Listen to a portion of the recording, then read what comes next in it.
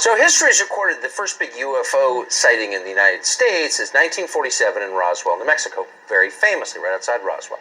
But actually, there was, in some sense, a bigger and more significant event sighting 2 years before, also in New Mexico, at exactly the moment the U.S. government was detonating the first atomic weapon, shortly thereafter used in Japan. And witnesses on the ground saw some kind of object, shaped like an avocado, they said, crash land.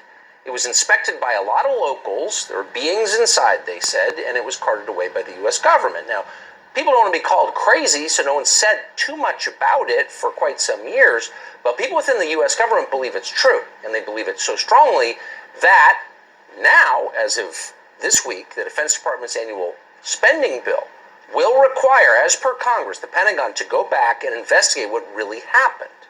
Nick Pope is a former UK Ministry of Defense official who's followed this subject very closely. He joins us to assess. Nick, thanks so much for coming on. So this is a story that most, I think, Americans are not even aware of, but clearly people within the U.S. government believe it's real, or they wouldn't have attached this to a spending bill, correct?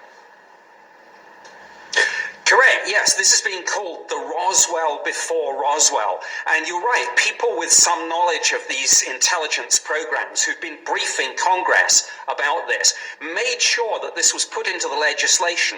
And it's one of many UFO provisions in the new defense bill. The DoD must provide Congress with a list of everything they've found out about this specific incident, but all other incidents and programs from January 1st, 1945 onwards, and anyone involved in these programs or with information about it will be released from their secrecy oaths and non-disclosure agreements, and they'll be able to testify to Congress about this.